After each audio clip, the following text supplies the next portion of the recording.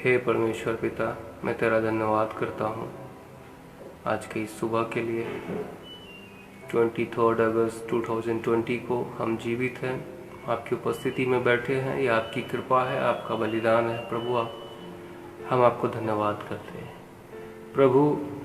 अभी जो 20-25 मिनट आपकी स्तुति में, आपके वचन से जो सीखने जा रहे हैं, मैं विनती करता हूँ प्रभु यीशु मसीह, जो भी अभी लाइव देख रहे हैं उनको आप हृदय से बात कीजिए। उस 20-25 मिनट में किसी प्रकार की रुकावट ना आए। साथ ही इसके बाद प्रभु जो बाद में भी देखेंगे यूट्यूब के माध्यम से, फेसबुक के माध्यम से, उनको भी पिता आप आशीष करना और अपने वचन से उनको छूना। प्रभु तेरा वचन जीवन है और आदमी सुनने के बाद, जैसे कि आपने कहा कि मनुष्य केवल रोटी से जिंदा नहीं रहेगा बल्कि परमेश्वर के मुख से निकलने वाले हर एक वचन से। प्रभु आपका ये वचन इस वीडियो के मार्फत से बहुतों को छुए। प्रभु जो वचन मैं कहने जा रहा हूँ वो मेरे लिए भी है, आपके किसी भी परमेश्वर के दास के लिए है, चाहे वो पास्टर हो, चाहे वो प्रचारक हो, चाहे वो सेवक हो, चाहे वो कोई भी चीज बंदा हो प्रभु। तो सबको समझने के लिए, समर्पण करने के लिए और बहुतायत से आप आशीष करें। आज जो भी वचन सुनेंगे उन्हें आपके ओर से छुटकारा मिले, मैं प्रार्थना करता हूँ यीशु मसीह के नाम में, आमीन। सब लोग एक आमीन बोलिए। इन पे आज का जो टॉपिक है, ध्यान दीजिएगा, वो यह है कि हम परमेश्वर से मांगते हैं, हम प्रार्थना करते हैं, पर हमें पता नहीं चलता है या मिलता नहीं है।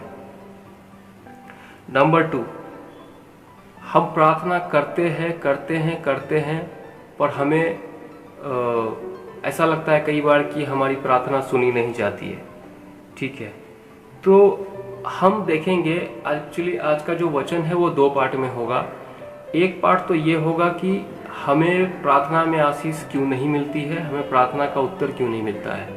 और दूसरे पार्ट में यानी कि अगले सप्ताह, संभवतः अगले सप्ताह जो है, हम ये देखेंगे कि किस तरह से प्रार्थना करें जो हमें वो प्रार्थना का फल हमें मिले।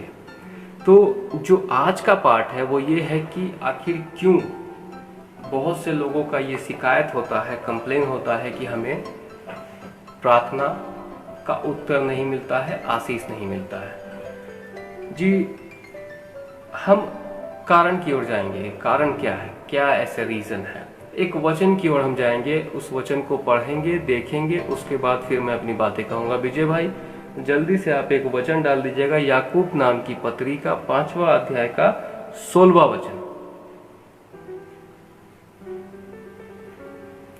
वहां पे ऐसा लिखा है कि तुम आपस में एक दूसरे के सामने अपने अपने पापों को मान लो और एक दूसरे के लिए प्रार्थना करो जिससे चंगे हो जाओ। धर्मी जन की प्रार्थना के प्रभाव से बहुत कुछ हो सकता है।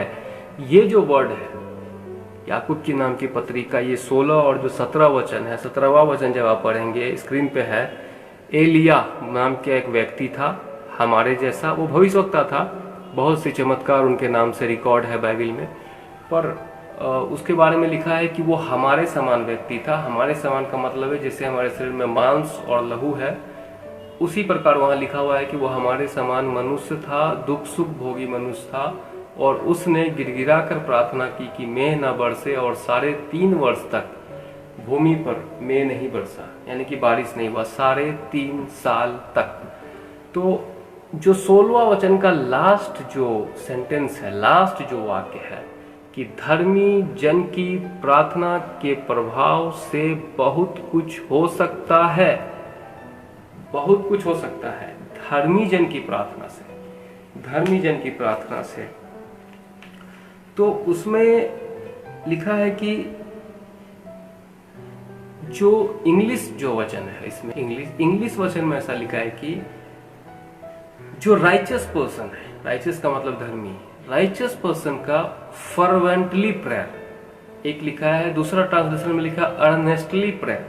तीसरा ट्रांसलेशन में लिखा है कि इफेक्चुअल प्रेयर, और हिंदी में लिखा है कि प्रभावशाली प्रार्थना से।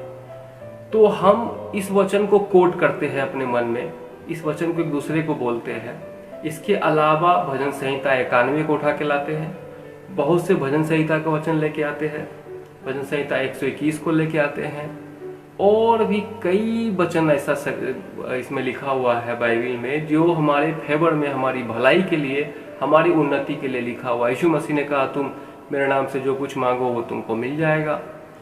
और बहुत सा ऐसा, मैं कहना ये चाह रहा हूँ कि हम ये जानते हैं कि हम प्रार्थना में मांगते रहते हैं, और हमें ये पता है कि हम मांगेंगे मिलेगा, मांगेंगे मिलेगा, मांगेंगे मिलेगा। ओके, कई बार कई लोग कंप्लेन करते हैं कि नहीं होता है, दूसरों का होता है, मेरा नहीं होता है। तो आज मैं आपको बताना चाह रहा हूं कि जो प्रार्थना से बहुत कुछ हो सकता है, यहां लिखा है, एकदम सच है, एकदम सच है। पर इसका एक पार्ट आप देख रहे हैं कि धर्मी जन की प्रार्थना से। ये धर्मी जन की प्रार्थना का मतलब क्या है? देखिए, जो आज का विषय है, जो शीर्षक है कि हमें आशीष क्यों नहीं मिल पाती है या हमारी प्रार्थना का उत्तर क्यों नहीं मिल पाता है, मैं जो बताने जा रहा हूं 3-4 पॉइंट डील करूंगा। इस 3-4 पॉइंट में आप खुद ही सोच के आकलन करके निकाल लेंगे कि कहाँ दिक्कत है। पहले पार्ट में मैं ये बताने जा रहा हूं कि दिक्कत कहाँ कहाँ है। जब दिक्कत समझ में आ जाएगी तो आप दिक्कत को साइड करेंगे। अगले पार्ट में हम देखेंगे कि किस तरह से प्रार्थना करके परमेश्वर से आशीष प्राप्त करें।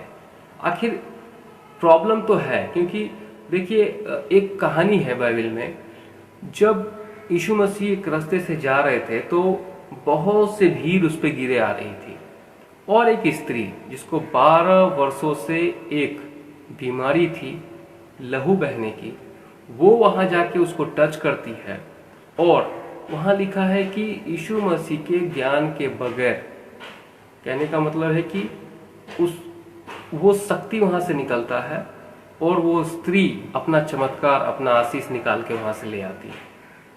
तो वो कैसे ले आती है? तो कहने का मतलब क्या है, कहीं ना कहीं दिक्कत है हमारे अंदर, जो हम उसमें दिक्कत होता। तो फर्स्ट पार्ट में हम ये देखने जा रहे हैं कि कहाँ कहाँ दिक्कत है। सेकेंड पार्ट में हम देखने जा रहे हैं कि कैसे प्रार्थना करना चाहिए। दिक्कत जो आपको समझ में आएगा लास्ट में, वो आप खुद ही रेक्टिफाई कर लीजिएगा, खुद ही हटा लीजिएगा। वो किसी को बताना नहीं है, मुझे बताना नहीं है, किसी के सामने जाके मानना नहीं है, आपके परमेश्वर पिता के सामने जाके मानना है। तो यहाँ पे जो वचन मैं फोकस कर रहा हूँ वो ये लिखा है कि धर्मी जन की प्रार्थना के प्रभाव से बहुत कुछ हो सकता है। यस, बहुत कुछ हो सकता है, पर धर्मी जन का मतलब क्या है? क्या आप धर्मी हैं? क्या मैं धर्मी हूं? वचन में देखेंगे, ठीक है। दूसरा वचन डालिएगा विजय भाई, इफिसियो नाम की पत्री, उसका 3:20 वचन। इफिसियो नाम की पत्री, उसका 3:20 का वचन। उसमें आप देखिएगा कि उसमें लिखा है,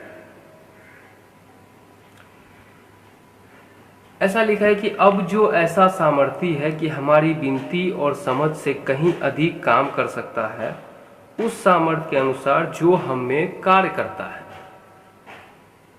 इफिसियो 3:20 में ऐसा लिखा है कि एक ऐसा सामर्थी परमेश्वर है हमारा, जो हमारी विनती, यानी कि हम जो प्रार्थना करते हैं, और हमारी समझ, जो हम समझ रखते हैं, उससे कहीं अधिक काम कर सकता है।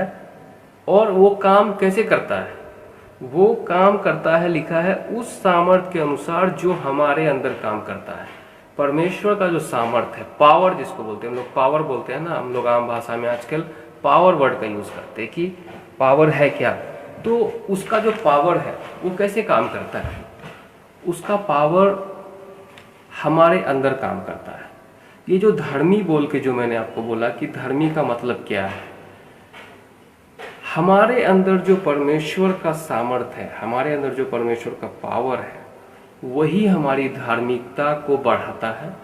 और जब उस धार्मिकता के साथ हम प्रार्थना में बैठते हैं तो बहुत सी आशीष को लाते हैं, दूसरों के लिए आशीष भी बनते हैं। ये है इसका मतलब। तो अभी हम देखने जा रहे हैं कि हमारे अंदर ये धर्मीपन का प्रॉब्लम है कि नहीं है। हम लोग अगले वचन की ओर जाएंगे, हम लोग अपने अगले वचन की ओर जाएंगे। देखिए, एक और प्रॉब्लम आपके सामने लेके मैं आ रहा हूं। मत्ती नाम की किताब, मत्ती का 6 अध्याय, उसका 33वां वचन, 33।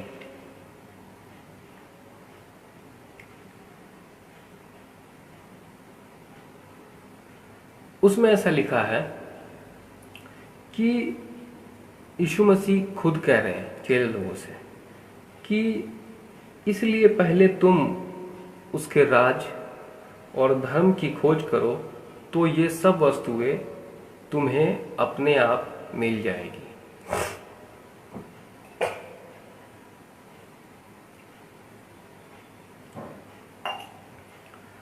तो यहाँ पे यीशु मसीह बोल रहे हैं कि पहले परमेश्वर की राज्य की खोज करो, सीक हिज किंगडम फर्स्ट। यहाँ पे जो राज्य वर्ड है उसको फोकस करना चाह रहा हूं मैं कि तुम पहले उसके स्वर्ग राज की खोज करो। इसमें लिखा है कि दो बात लिखा है इस वचन में, आप देखेंगे 2 बात लिखा है। स्क्रीन पर विजय भाई वचन डाल दीजिएगा कि इसलिए पहले तुम उसके राज और धर्म की खोज करो तो ये सब वस्तुएं भी तुम्हें मिल जाएगी। इंग्लिश में ऐसा लिखा है कि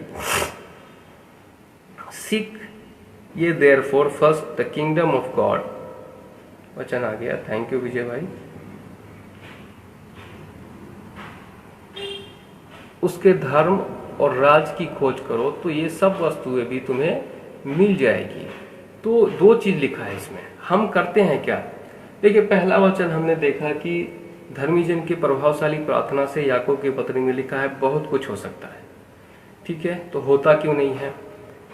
तो वहां हमने देखा कि धर्मी जन क्या है। हम 3:20 इफिसियों में आए तो वहां हमने देखा कि अब ऐसा एक सामर्थी परमेश्वर है जो हमारी विनती और हमारी प्रार्थना से कहीं ज्यादा हम पर कृपा कर सकता है। ठीक है, और लेकिन वो कृपा कैसे होता है? वो हमारे अंदर जो उसकी सामर्थ काम करती है उसके बारे में लिखा है। हम फिर आते हैं मत्ती की किताब 6:33 में कि पहले उसके राज और उसके धर्म की खोज करना है। अब प्रॉब्लम क्या है? देखिए, प्रॉब्लम क्या है कि उसका जो राज और धर्म है, परमेश्वर का राज की खोज करना, ये एक कंडीशन है। हम सब देखिए, हम सब प्रभु में आए, हम सब प्रभु के विश्वास में आए। एक समय था जब प्रभु को नहीं जानते थे, फिर हम प्रभु में आए। प्रभु में आने के बाद कई सारी आशीषें हमें मिली है। ठीक है, और हम दिन प्रतिदिन फॉलो कर रहे हैं और हम एक ऐसे दिन की बाट जो रहे हैं जब परमेश्वर अपने राज्य में हमें जगह देंगे। ठीक है, ये सब चीजें ठीक है, लेकिन जब हम प्रार्थना में बैठते हैं तो क्या इस वचन के हिसाब से, मेरे भाइयों मेरे बहनों, क्या इस वचन के हिसाब से हम अपने आप को टटोलते हैं? मैं आपसे पूछना चाहता हूं। इसमें लिखा इसलिए पहले तुम उसके राज और धर्म की खोज करो। क्या आप, क्या मैं, या क्या कोई और भी पर्सन जो प्रभु को मानता है, क्या उसके राज और उसके धर्म की खोज करते हैं? धर्म का मतलब यहाँ पे अलग है। ऐसा मत सोचिएगा आप कि कोई मसीह धर्म की बात कर रहा हूँ, क्रिश्चियनिटी की बात कर रहा हूँ या ईसाई धर्म की बात कर रहा हूँ। यहाँ पे धर्म का मतलब अलग है। इसका इंग्लिश में जब जाएंगे आप तो उसमें लिखा हुआ राइचसनेस। धर्म का मतलब होता है कि आदमी जब जीता है अपने लाइफ को तो जीते समय एक एक सेकंड एक एक मिनट जो जीने का उसका तरीका है, उसमें धार्मिकता होनी चाहिए, उसमें सच्चाई होनी चाहिए, उसमें परमेश्वर को मन में रख के, परमेश्वर के वचन को सामने रख के, परमेश्वर को अपने सामने उपस्थित जान के जीता है, उसको धार्मिकता बोलते हैं। ठीक है, अच्छा, कुछ लोग बोलते हैं कि वचन में लिखा है कि जितनों ने यीशु मसीह को ग्रहण किया, जितनों ने यीशु मसीह पे विश्वास किया है, उसको धर्मी ठहराया गया है। रोमियो की किताब में लिखा है। ओके, वो जो धर्मीपन है वो आपको ठहराया गया है आपके उद्धार के लिए। आप नरक नहीं जाएंगे, आपको नरक से दंड किया गया नहीं है, वो धर्मीपन वो है। लेकिन आपको जिंदगी जीने के लिए जो परमेश्वर के सामने आप घुटने टिकाते हैं, परमेश्वर से जो आशीष प्राप्त करने के लिए जाते हैं, किसी के लिए दुआ करने जाते हैं, अपने लिए दुआ करते हैं, वो जो आप जब जाते हैं उस समय आपकी जो धार्मिकता है, उस समय आपकी धार्मिकता, आपकी जो जीवन शैली है, जो जीवन में आप जी रहे हैं ना, उस जीवन का मायने बहुत रखता है, बहुत रखता है उस जीवन का मायने में, वो है धार्मिकता। उसके बाद आप देखेंगे इसमें लिखा है कि तुम उसके राज और उसके धर्म की खोज करो। उसका राज्य क्या है? परमेश्वर का राज्य क्या है? मेरा आपसे सवाल है कि परमेश्वर का राज्य क्या है? कभी आपने सोचा है परमेश्वर का राज्य क्या है? चलिए एक उदाहरण लेते हैं। आप सब ने बाहुबली मूवी तो देखा होगा। बाहुबली मूवी में एक माहिष्मती राज्य था, माहिष्मती साम्राज्य था। तो कोई आपसे पूछे तो आप क्या बोलेंगे कि ये माहिष्मती राज्य क्या है, माहिष्मती साम्राज्य क्या है? आपसे कोई पूछे तो आप क्या बोलेंगे? तो आप बोलेंगे कि हाँ, ऐसा दिखाया गया कि माहिष्मती साम्राज्य में 25,000 की एक सेना थी। बाहुबली भलाल देव बोल के कैरेक्टर था। बहुत बड़ा एक भव्य साम्राज्य था। अगर 25,000 सेना थी तो 2-3 लाख जनता भी होगी। ये मोटा मोटी एक आइडिया है माहिष्मती राज्य का। ओके, आपसे पूछे कोई बिहार के राज्य के बारे में, बिहार का राज्य क्या है? तो आप बोलेंगे कि 10 से 11 करोड़ करीब जनता है, यहाँ से वहाँ तक फैला हुआ है, राजधानी जो है पटना है। ओके, ये हो गया बिहार राज्य। आपको कोई पूछे कि भारत देश या भारत राज्य क्या है, तो आप बोलेंगे इसमें करीब 35 राज्य मिलकर एक भारत देश बना है और उसमें ऐसा ऐसा है, प्रधानमंत्री है और करीब 130 करोड़ लोग हैं। ऐसे ऐसे ऐसे करके आप बता देंगे। तो ये राज्य का परिभाषाएं आप बता देंगे, क्योंकि इसके बारे में आप जानते हैं। अगर मैं आपसे पूछूं, हियर इज माय क्वेश्चन, अगर मैं आपसे पूछूं कि परमेश्वर की राज्य क्या है, आप सब जानते हैं इस वचन को, सब इस वचन को लिखते हैं, पढ़ते हैं, पोस्टर बना बना के डालते हैं कि इसलिए पहले तुम उसके राज और धर्म की खोज करो तो ये सब वस्तुएं भी तुम्हें मिल जाएंगी, सब आशीषें तुम्हें मिल जाएंगी। पहले यीशु मसीह ने कहा पहले ये करो तब मिल जाएगी वो सारी आशीषें। ये सब वचन आप जानते हैं, ये कई बार आपके चर्च में प्रचार किया गया है। मैं आपसे पूछना चाहता हूँ, ये मत्ती का 6:33 में लिखा हुआ जो वचन आपके स्क्रीन पे दिख रहा है, इसमें राज्य और धर्म, ये दो जो वर्ड है, इसी में है सारा आंसर आपका कि हमारी प्रार्थनाओं का उत्तर क्यों नहीं मिल पाता है। इसी दो में हमारा पूरा उत्तर है आज के मैसेज का। आप समझ लीजिए कि बस अपने मैसेज के मैं पूरा मेन पॉइंट में आ गया हूँ। अभी से बस 5 मिनट में मैसेज खत्म कर दूंगा, लेकिन ये 5 मिनट प्लीज मुझे दीजिएगा प्योरली। ये परमेश्वर का राज्य का मतलब आप क्या समझते हैं? What do you mean by the kingdom of God? Kingdom of God, परमेश्वर के राज्य का मतलब आप क्या समझते हैं? मैं आपसे पूछता हूं, बताइए आप। इतने साल हो गए, कई लोग 10 साल वाले हैं यहाँ पे अभी प्रभु में, क्या समझते हैं आप परमेश्वर के राज्य के बारे में? ऐसी कोई आबादी जो बाद में आने वाली है?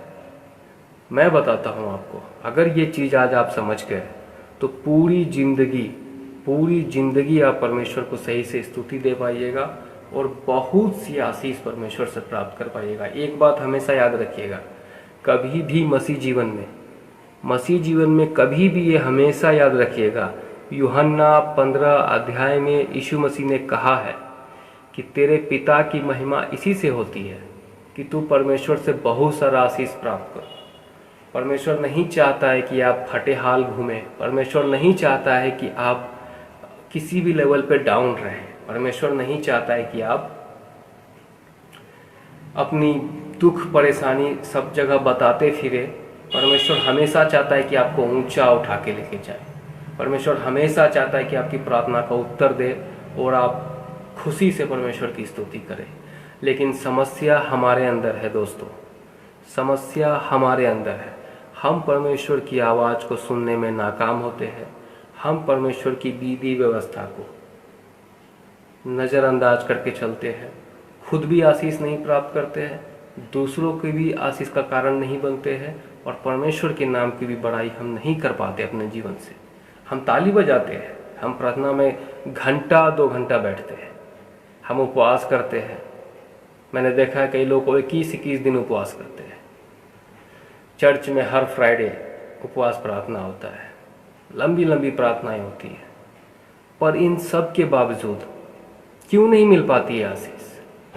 क्यों नहीं आपकी प्रार्थना का उत्तर मिलता है? आज मैं कारण बताने जा रहा हूँ। ये राज क्या है? पहले तुम उसके राज्य की खोज करो, उसके धर्म की खोज करो, क्या है ये परमेश्वर का राज। इस परमेश्वर के राज के बारे में मैं आपको बताने जा रहा हूँ। एक और वचन विजय भाई पेश कीजिएगा यहाँ पर, पहला इतिहास की किताब उसका 28 अध्याय का 9वां वचन। और मैं ये भी विनती करता हूँ कि आज के जो वचन स्क्रीन पे आ रहे हैं, जो मैं बोल रहा हूँ, आप नोट करके थोड़ा सा टाइम निकाल के बाद में प्रभु के लिए सोचिएगा, ठीक है। देखिए ये जो वचन है, पहला इतिहास की किताब उसका 28 अध्याय उसका 9वां वचन। ये वचन, ये जो पहला इतिहास की किताब फर्स्ट क्रॉनिकल 28 चैप्टर 9 वर्स, आप जानते हैं ये वचन मेरे हृदय में लिखा रहता है हमेशा हमेशा। मैं बताता हूँ आपको, जब कभी मेरे सामने जीवन जीते समय कुछ ऐसा स्थिति आता है जो परमेश्वर के हिसाब से ठीक नहीं हो, ये वचन मुझे पिंच करता है, ये वचन मुझे हिट करता है। और मैं बता दूं आपको कि जीवन के कई सारे डिसीजंस, जीवन के कई सारे निर्णय मैंने इस वचन को मन में रख के लिया है। देखिए ये वचन आपके सामने स्क्रीन पे है। दाऊद राजा के बारे में आप जानते हैं, उसका पुत्र था सुलेमान। सुलेमान के बारे में कहा जाता है कि उससे बड़ा बुद्धिमान परमेश्वर ने वरदान दिया था, न तो उस समय में, न उससे पीछे, न आने वाले दिनों में कभी होगा। सुलेमान को दाऊद राजा समझा रहा है। कब समझा रहा है? सुलेमान राजा का जो राजपाट है अब उसके हाथ से जाने वाला है, यानी कि उसका टाइम पूरा हो गया। अब वो गद्दी सुलेमान राजा के पास आने वाली है।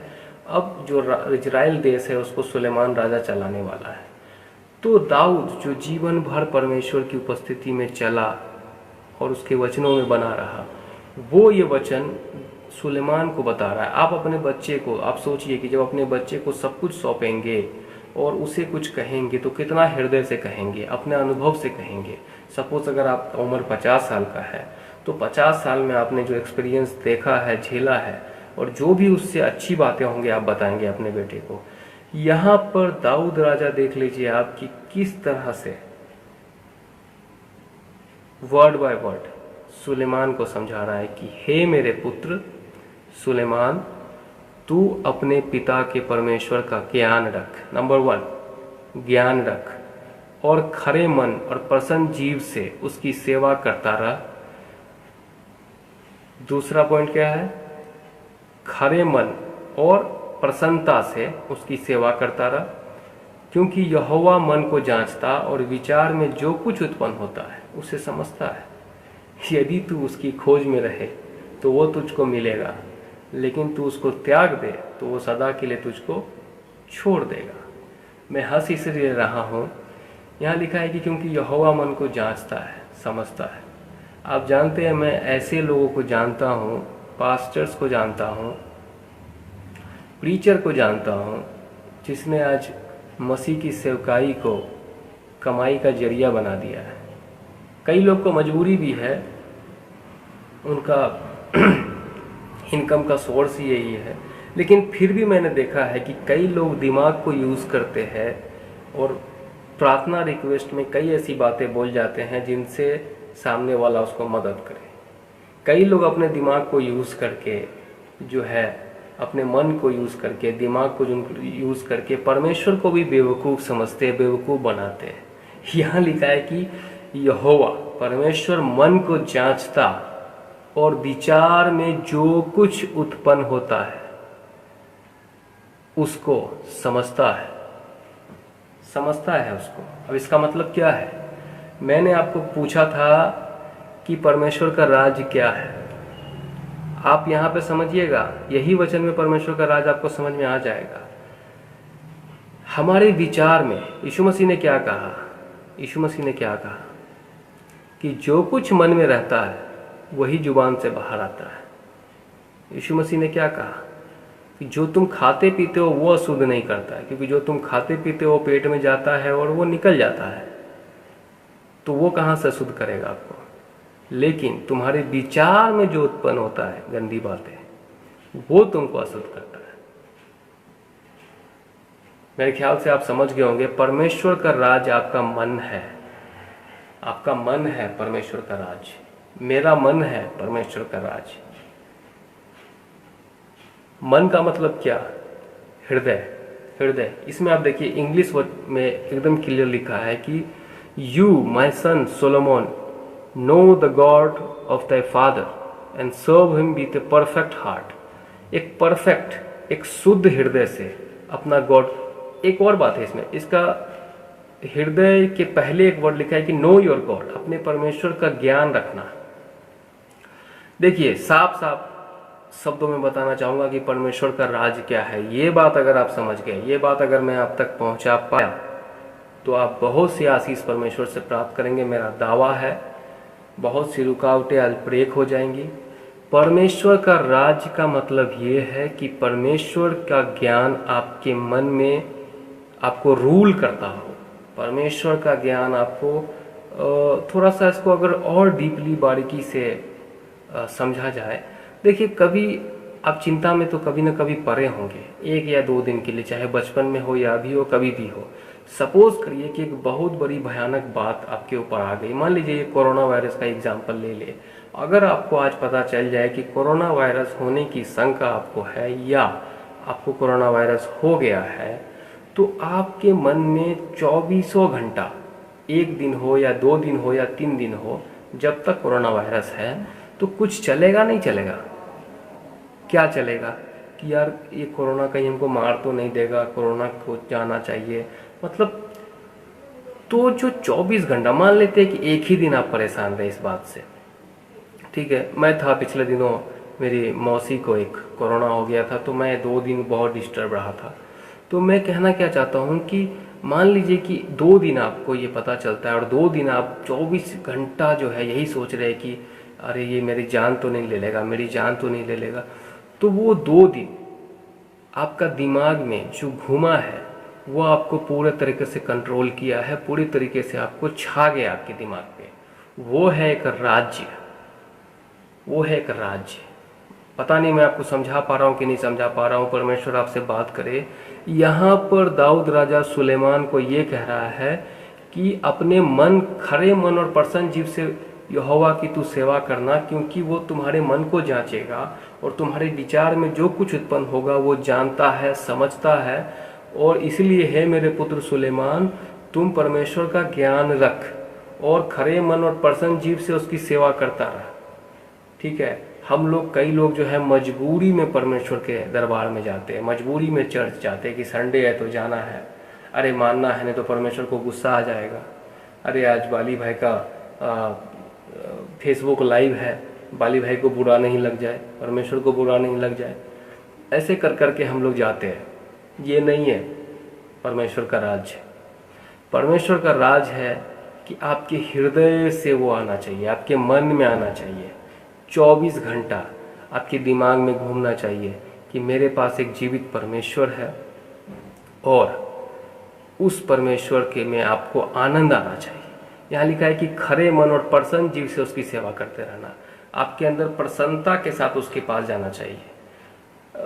अगर आप अपनी मर्जी से किसी के पास जाते हैं, अपनी मर्जी से किसी को 10 रुपए देते हैं तो उसको खुशी मिलता है, लेकिन वो जब 10 रुपये आपसे मांगता है तो उसको उतना खुशी नहीं मिलता है। क्यों?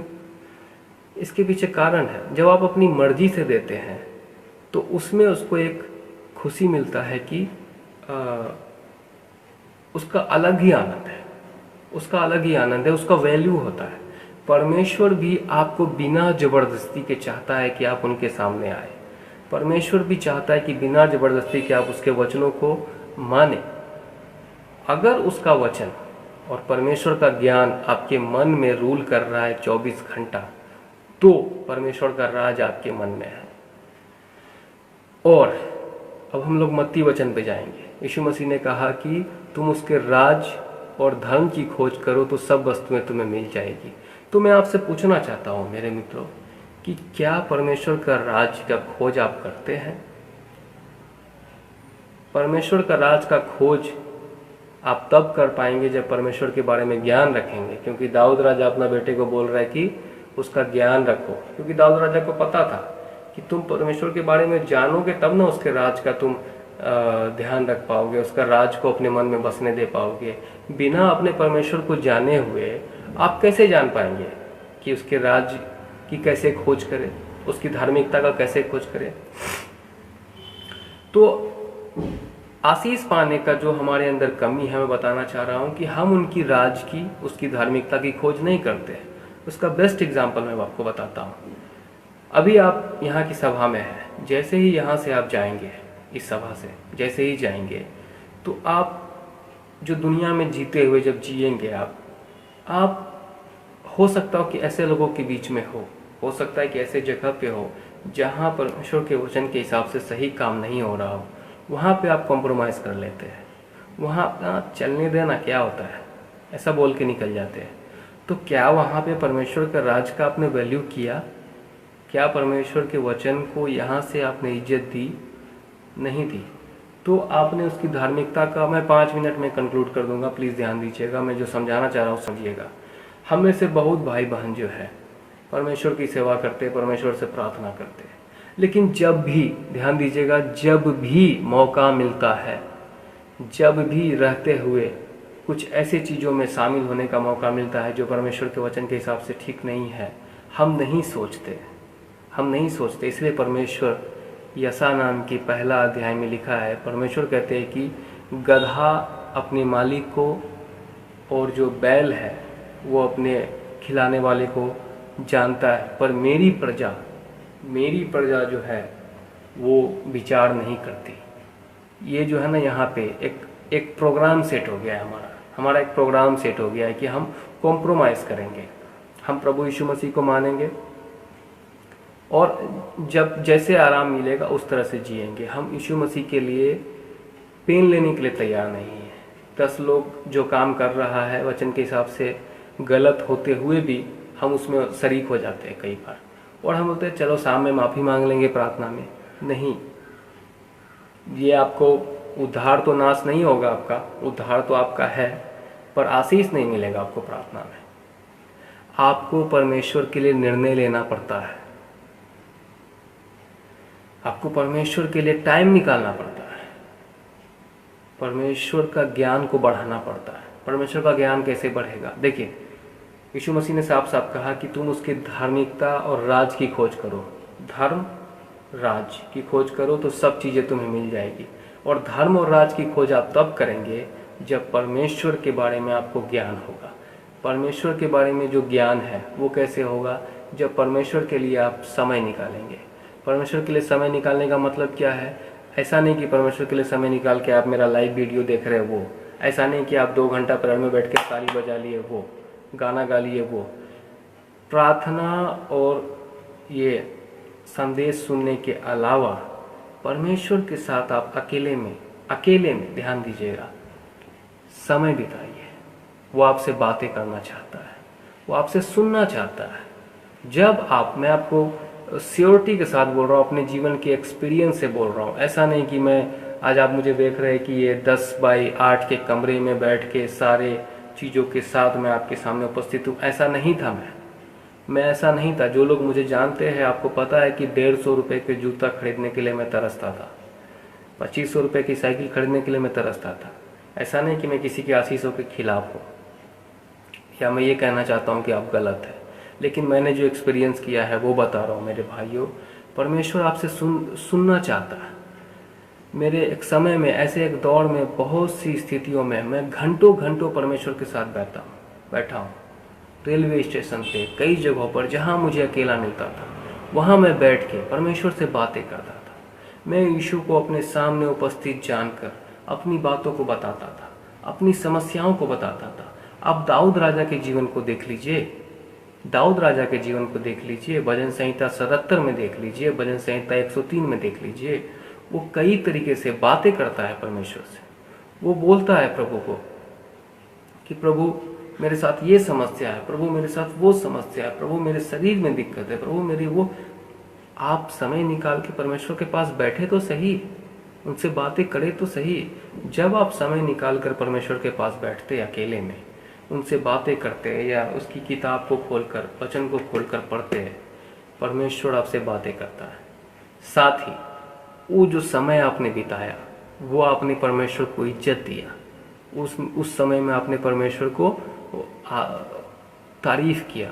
वो समय में आपने आपने जो समय निकाला अपना शेड्यूल के हिसाब से या चीज़ों के हिसाब से आप समय देते हैं ना। आप उदाहरण के लिए आप मान लीजिए कि आप शादी करेंगे या कर लिया हो आपने, शादी करने के बाद क्या अपनी पत्नी को आप समय नहीं देते, अपने परिवार को आप समय नहीं देते?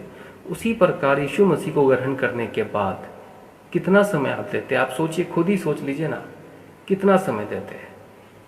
24 घंटा आपको मिलता है, 8-10 घंटे सोते होंगे, ओके, खाना खाते होंगे, ओके, 2 घंटा गया उसमें नहाने धोने में, और भी आपकी चीज़ें हैं। क्या आपको लगता है कि आधा घंटा या 1 घंटा परमेश्वर के पास बैठ के प्रार्थना करे या टाइम बिताए या कुछ मांगे तो वो आधा 1 घंटा परमेश्वर 23 घंटा को ठीक करने में नहीं दे सकता है? दे सकता है, पर हम अपनी बुद्धि दुनिया के हिसाब से इस्तेमाल करते हैं, परमेश्वर पे भरोसा नहीं करते हैं। तो आज का जो वचन है उसको रिपीट करते हैं एक और बार कि परमेश्वर की राज और धार्मिकता का खोज करने का क्या मतलब है। देखिए, परमेश्वर का राज का मतलब यही है कि हमारे मन में उसका वचन राज करना चाहिए। जब हम दिन प्रतिदिन जीते हैं उसके लिए समय निकालना चाहिए, और हाँ, उसके राज में उसका राज हमारे मन में राज करने के लिए उनका वचन राज करना चाहिए।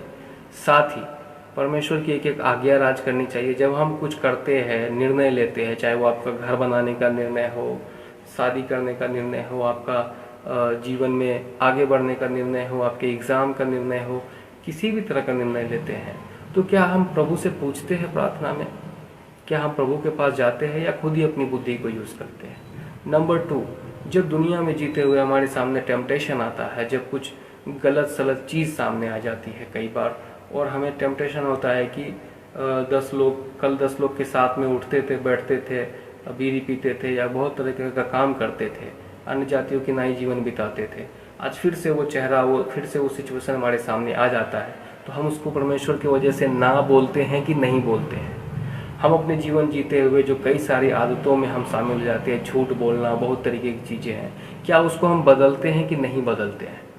तो ये सब चीज़ों का जब निर्णय लेते हैं हम, छोटी छोटी निर्णय, तो उसका मतलब है कि हम परमेश्वर के राज्य को अपने मन में हावी होने दे रहे हैं।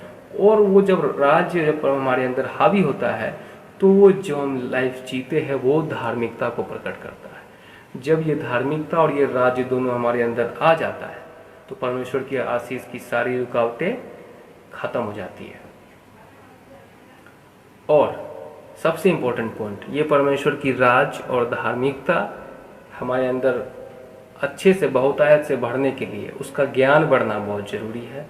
और परमेश्वर का ज्ञान बढ़ने के लिए आपको समय निकाल के परमेश्वर के साथ बैठना होगा, परमेश्वर के साथ वचन में बैठना होगा, परमेश्वर के साथ प्रार्थना में बैठना होगा, परमेश्वर के साथ बाइबिल लेके अकेले में बैठना होगा।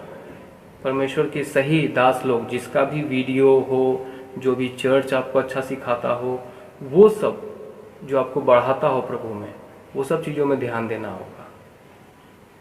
तो उस पर डिपेंड करता है इफिसियों 3:20 का वचन कि वो सामर्थ जितना ज़्यादा आप परमेश्वर में अपने अमाउंट देते हैं, जितना ज़्यादा आप प्रभु की ओर बढ़ते हैं, उतना ज़्यादा उसकी सामर्थ्य आपके अंदर काम करती है। और उसके साथ भर के जब आप प्रार्थना में जाते हैं तो होता है चमत्कार।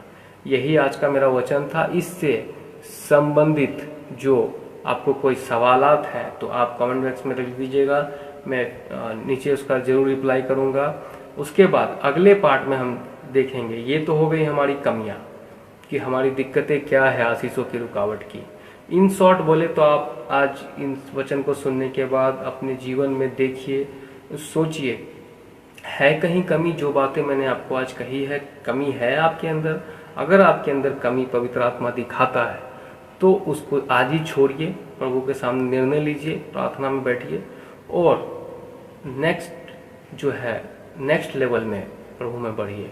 इसके बाद जो नेक्स्ट वीक आएगा उसमें मैं बताऊंगा कि जो लिखा है ना एलिया के जैसा प्रार्थना करने के बारे में, कि एलिया ने जिस तरह से प्रार्थना किया तो 3.5 साल तक बारिश नहीं हुआ, तो उस तरीका का प्रार्थना कैसे संभव है आज के दौर में।